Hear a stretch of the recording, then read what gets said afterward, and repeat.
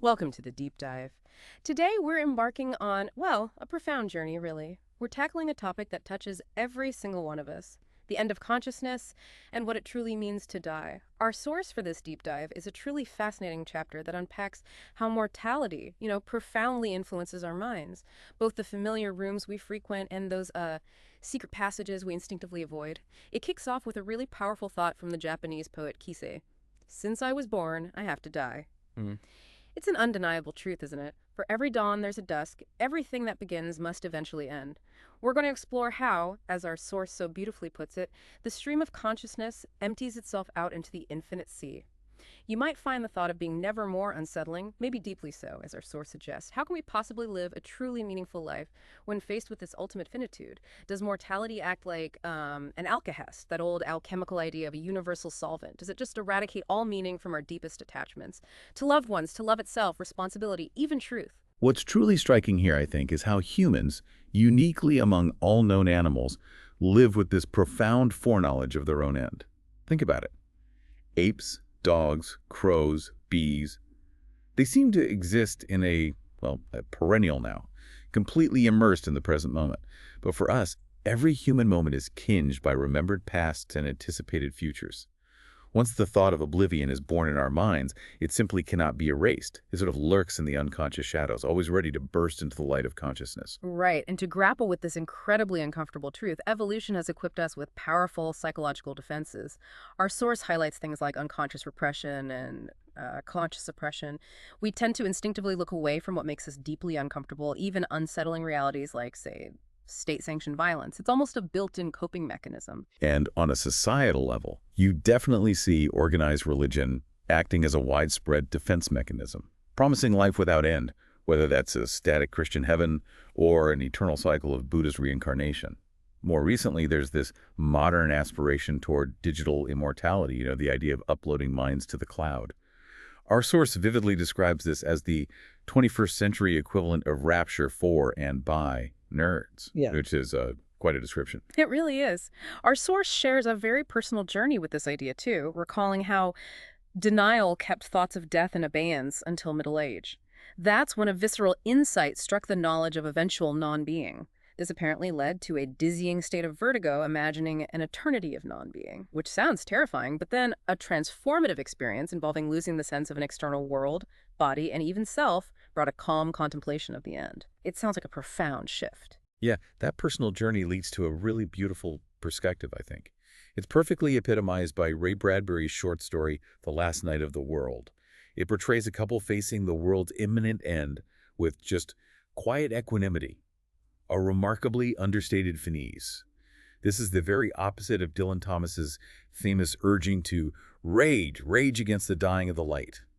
It offers a powerful alternative. A different way to approach it. And it connects perfectly to wisdom teachings from ancient religious and philosophical traditions, right? Mm-hmm. They've long emphasized that daily meditation on mortality can actually remove its sting. As journalist Andrew Sullivan reflects, there's a recognition that beyond mere doing, there is also being. That at the end of life, there is also the great silence of death with which we must eventually make our peace. So our first big takeaway here is maybe that while knowing we'll die is a uniquely human burden, we've developed these intricate psychological and societal strategies to cope and even perhaps find peace with it. Exactly. It's about how we manage that knowledge. Okay, so we've explored the philosophical dread and our coping mechanisms, but then the ground shifted dramatically in the scientific and medical world. What was the pivotal moment when doctors and scientists had to fundamentally redefine what death even meant, and why was that necessary? Yeah, you're hitting on a crucial point there. Historically, death was, unequivocally clear. The heart stopped beating, the lungs stopped breathing, what we call cardiopulmonary death, simple enough. But the invention of pacemakers and ventilators in the last century completely changed that equation, completely. Suddenly, patients could be kept alive, and I use air quotes there, almost indefinitely, even if they weren't breathing on their own or regaining consciousness. This presented an entirely new medical and, importantly, ethical landscape. Right. And here's where it gets really complex. In 1968, a Harvard Medical School committee introduced this concept of death as irreversible coma, meaning the irreversible loss of all brain function. This pivotal shift ultimately led to the 1981 Uniform Determination of Death Act, or UDDA, which legally defines death as either irreversible cessation of circulatory and respiratory functions, the old way, or irreversible cessation of all functions of the entire brain, including the brainstem, the new way. Exactly. And this concept of brain death, also known as death by neurological criteria, requires a specific set of conditions: a coma with a known cause, no brainstem reflexes, and absolutely no ability to breathe on one's own. But it's important to understand that the UDDA doesn't actually stipulate how brain death is precisely established. Those specific standards are set by medical organizations, and they continue to evolve with clinical science. This flexibility allows for adaptation, sure, but it also introduces some, well, complexities. And this concept becomes incredibly critical because of something called the dead donor rule, right? Which states that organs can only be procured from someone who is legally dead. So a brain-dead beating heart cadaver, and that phrase itself is jarring, can become a source of life-supporting organs for the, over 100,000 patients currently waiting on a national list? It's an uncomfortable truth, but a vital one in end-of-life discussions. It really is. And what's fascinating is how rapidly, within just 2 decades, this millennia-old dogma and practice of death were revised and, remarkably, largely accepted by the public. This stands in stark contrast to the ongoing controversy surrounding abortion, for instance. It's curious, this asymmetry in how we view the beginning and the end of life. People have intense existential anxiety about the continuity of self after death, but rarely, if ever, about existence before birth. Strange, isn't it? That is a really interesting point. Yet, despite this massive shift in definition, most people still die by the traditional cardiopulmonary route. The heart stops. And even with widespread acceptance of brain death, it's still a jarring and profoundly difficult experience, I imagine, to be told that a loved one on life support, their heart beating, their chest moving, maybe even looking healthier than others in the ICU, is legally a corpse. That emotional reality must clash so sharply with the legal definition. Absolutely. And the complications don't stop there, unfortunately. The specific criteria for establishing brain death allow a lot of leeway in clinical practice. It's not uniform everywhere. This includes factors like how many doctors and what kind must sign the death certificate, how many brainstem reflexes are evaluated, for instance, the oculovestibular reflex, that's where they pour cold water in an ear to see if the eyes move, whether testing must be repeated after a certain interval, and whether next of kin can lodge religious objections. Different states and even different hospital systems have different standards, leading to this weird discordance. A patient declared dead in New York might actually be considered alive just across the Hudson River in New Jersey. Wow. That raises a really important question then about the UDDA itself, which demands the loss of all functions of the entire brain. But as you're saying, this might not always be the case in practice or even detectable. For example, the source mentions the hypothalamus, which controls the pituitary gland. It releases hormones crucial for growth, pregnancy, breastfeeding, blood pressure, things like that. Sometimes these vital functions can persist even when the rest of the brain has definitively stopped. That's exactly right.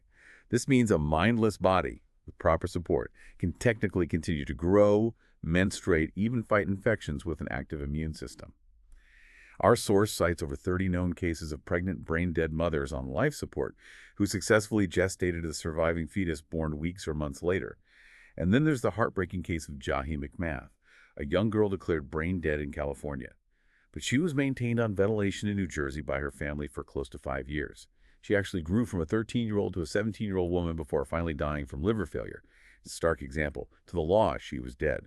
To her loved ones, she was profoundly alive. That just highlights this crucial conceptual problem, doesn't it? And maybe here's our key takeaway for this section. Medical advances have fundamentally fractured our understanding of death. It's no longer just a stopped heart. It's a complex, evolving concept, forcing us to ask, can a body truly be alive without a mind? Jahi McMath was, in a sense, living proof that the end of consciousness does not, by necessity, imply the end of life. And interestingly, the analog exists at the onset of life, like you mentioned. An 8-week-old embryo is clearly alive, biologically, but not yet conscious. Precisely. This conceptual challenge is why some countries, like the United Kingdom, actually bypass the strict whole brain requirement altogether. They define death as the irreversible loss of the capacity for consciousness, combined with irreversible loss of the capacity to breathe. This definition is seen by some as more sensible, perhaps, than insisting every single tiny brain structure must cease working, which, as we've seen, can be really difficult to definitively prove or even apply consistently. And the very definition of irreversibility itself, that's fluid too, isn't it? It depends as much on evolving technology as it does on, well, physics. What was irreversible a century ago, like the complete cessation of breathing, is now, in many cases, reversible with ventilators. We're often taught that depriving the brain of oxygen for just a few minutes causes irreversible damage, cells degenerating visibly under a microscope. Yes, that's the standard teaching. However, recent advances in tissue resuscitation are challenging that long-held belief. Our source mentions studies, quite remarkable ones, like infusing a synthetic blood solution into the brains of pigs killed at a slaughterhouse. And this showed that tissue deterioration can actually be partially reversed within a couple of hours. In the future, it might even be possible to rescue brains by connecting them to a kind of kidney machine-like device and rebooting electrical activity. Imagine that. But the critical question, the huge question remains, can such a radical procedure truly restore the mind, the sanity, the memory of the individual? That's a profound unknown. We just don't know. Absolutely. And meanwhile, there's ongoing resistance to brain death diagnoses right now. Some families object on religious or spiritual grounds, others just hold on to hope for a miracle. Plus, there are these medical scientific arguments about whether the entire brain must truly lose all functionality. In response to all this, the Uniform Law Commission, which is a nonpartisan group, is undertaking this arduous and prolonged task to consider revising the UDDA. They've held hearings from the pandemic year into 2023 discussing diverse definitions of death with apparently a lot of passion but also respect for dissenting views across all sorts of considerations: religious, societal, ethical, medical, scientific, legal, political. It's a minefield. It truly is. And what's striking here is that the law, as currently practiced, often doesn't recognize the critical distinction between the end of consciousness and the end of life. Biomedical technology can certainly support a body that has irreversibly lost its mind. But what is truly gained by this, from the perspective of the person, the individual who inhabited that body has permanently crossed the great divide of being. They are essentially nothing to themselves anymore. For families, the calculus is even worse. Often, they pay the heavy emotional, financial, and social burden of caring for a mindless parent, spouse, or child for weeks, months, or, on occasion, even years. Perhaps, as the author states they've opted for in their own living will, it's actually best for everyone involved to turn off life support, recover organs to help others, and allow grieving and healing to commence. This underscores another key takeaway, I think. The medical definition of death continues to evolve, creating these incredibly complex legal and emotional dilemmas that challenge our most fundamental understandings. Right. A constantly shifting landscape. So we've explored how society and law grapple with death's definition, but what about the actual physical experience? Let's turn our attention now to the dying brain itself, a realm where, despite all our technological advancements, we still know surprisingly little. What does this all mean when a person's pulse of life is gone after cardiac arrest? What's happening in there? Indeed, that's the ultimate question in some ways. Consciousness is lost within seconds after cardiac arrest. That much seems clear. And the brain's electrical activity, measured by EEG, diminishes until it eventually flatlines. At that point, the mind is, by all accounts, extinguished, gone. However, and this is where it gets really fascinating, the dying brain doesn't necessarily, quote, smoothly and progressively shut down, going gentle into that good night. While the EEG will eventually flatline in the intervening tens of minutes, the brain can actually marshal resources that belie this simple narrative. It's not just fading out. Wait, so rather than activity just diminishing, it can actually spike following the collapse of blood pressure? Yes. These end-of-life electrical surges, as they're called, they subside within minutes, and they occur in about half of monitored ICU patients. Though crucially, they're never seen in patients already declared brain dead. Okay, so what kind of activity are we talking about? Well, this paradoxical and short-lived increase in gamma band activity on both sides of the brain was confirmed in EEG recordings of 2 comatose ICU patients who died after life support was withdrawn. And it's important to know that gamma frequency activity is often associated with higher-level cognitive functions, things like perception and awareness. It's considered a strong candidate signature of consciousness. Wow. So one reading of that data could be that these patients actually woke up briefly, alerted by an internal alarm signaling lack of oxygen and blood flow, and maybe experienced something, perhaps feelings of peace, transcendence, like you hear about in near-death experiences. That's one interpretation, yes, a very provocative one. The more conventional explanation, however, is that they weren't aware at all, that the EEG picked up localized epileptic seizures, perhaps, or even just muscle tremors, which can sometimes have a similar high-frequency spectral footprint on the EEG. It's hard to be certain. So when breathing stops, oxygen decreases, carbon dioxide increases. both can trigger this unsustainable increase in brain activity. Does this brief upswing truly revitalize the mind, at least in those not sedated by painkillers? Will they experience their own visions of heaven or hell before entering Hamlet's undiscovered country from whose bourne no traveler returns? It's a profound mystery, isn't it? One that you and I may discover the answer to ourselves when the time comes. It is indeed a mystery. And the final moments of life sometimes bring another ill-understood and possibly related phenomena, a kind of flowering of consciousness, known as terminal lucidity. This is when dying patients, maybe people who haven't recognized caretakers or family for days or weeks, suddenly become alert and fully present for minutes, hours, or even days sometimes. They recall past events, engage loved ones in conversation, really connect, only to die soon after this final efflorescence. That sounds incredible. Our source recounts a really touching personal anecdote from the author. Visiting an ex-girlfriend in the hospital in the last throes of stomach cancer, she had been only dimly aware for days, but on her last night she was perfectly lucid, and they spoke at length before she passed. Just amazing. It really is. And in earlier times, apparently, doctors readily recognized mind clarity as a final stage of dying.